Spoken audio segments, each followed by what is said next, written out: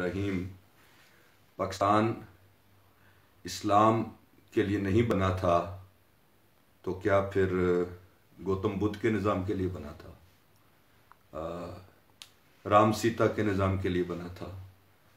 बल्कि Karl Marx के जो नज़रियात हैं, अफकार हैं, उनके लिए बना था।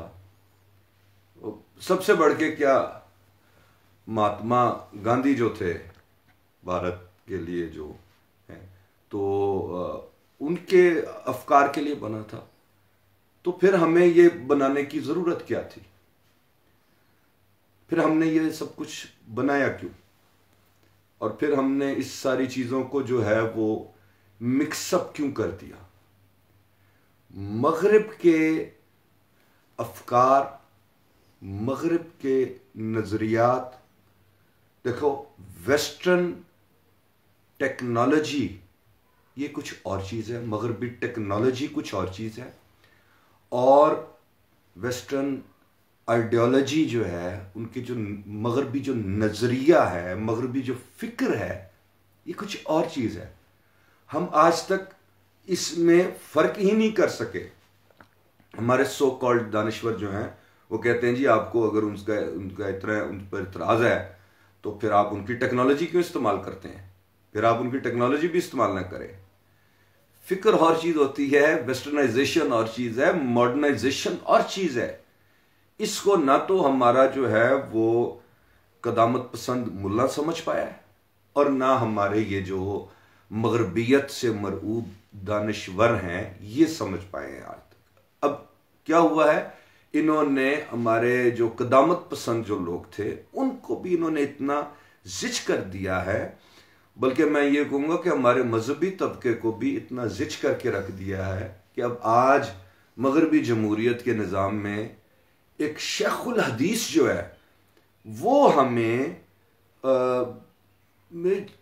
चरसियों बंगियों से जो है वो वोट की भीख मांगते हुए नजर आता है। किसी मदरसे का जो है बड़ा मुत्तकी पारसा आलम जो है वो भी कहता है जी आपकी मेहरबानी जो है वो आप किताब को वोट दे दें या तराजू को वोट दें और आप फिर जो है वो सीधे जो है वो जन्नत में जाएंगे, आपकी मेहरबानी में आपको जन्नत। जिनका फतवा जो है वो एक अथॉरिटी है, वो उससे जो है वो वोट की भीख मांग रहे होते हैं कि जिनकी राय जो है वो उसके गांव की पंचायत में, उसके पिंड के जरगे में जो है वो कोई शख्स उसकी राय लेने को तैयार नहीं होता उसकी, तो वो उससे वो शख्स जो है वोट की भीख मांगता है इस निज़ाम में, जिसका फतवा जो है वो अथॉरिटी है, और वो फतवा जो है वो आपकी सुप्रीम कोर्ट भी जो है वो उसको इंडोर्स करती है, वो उसको मानती है। यहां तो क्या कहें, हर शाख पे उल्लू बैठा है, अंजाम में गुलिस्तान क्या होगा। ओ ये चुप, इस तरह के निज़ाम से फिर जो प्रोडक्ट्स सामने आती हैं वो फिर आपको आपकी जो है वो पार्लियामेंट में उसके नज़ारे जो है वो दिखाई देते हैं, आपको असेंबली में आपको उसके नज़ारे दिखाई देते हैं कि ये हैं हमारे नुमाइंदे। जिनके नुमाइंदों का ये हाल होगा, जिनके नुमाइंदों की ये लैंग्वेज होगी, तो फिर लोग कहते होंगे ना कि उस कौम का क्या हाल होगा जिसके नुमाइंदों का जो है वो ये मयार है।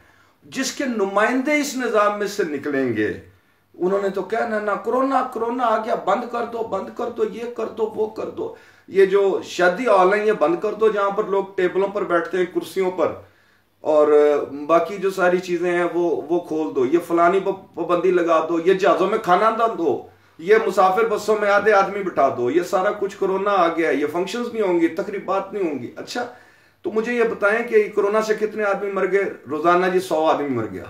अच्छा रोजाना 100 से ज्यादा आदमी पाकिस्तान में जो है वो एक्सीडेंट में मर जाता है, तो सड़कों पर जाना बंद कर दो, बिल्कुल कोई शख्स सड़क पर सफर ना करे। क्यों?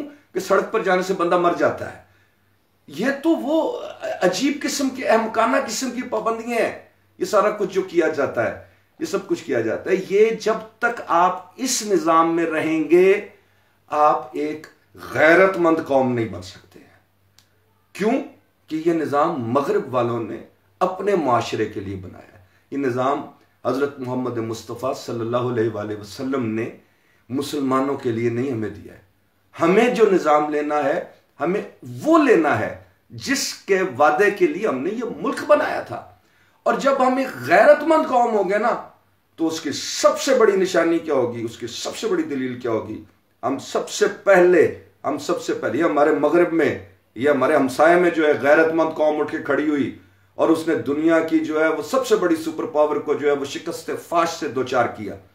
अब अगर हम गैरतमंद कौम बन के उठकर खड़े होंगे तो हम सबसे पहले हम कश्मीर को जंग के जरिए से आजाद कराएंगे और हम इसराइल को जंग के जरिए से शिकस्त फाश से दो चार करेंगे।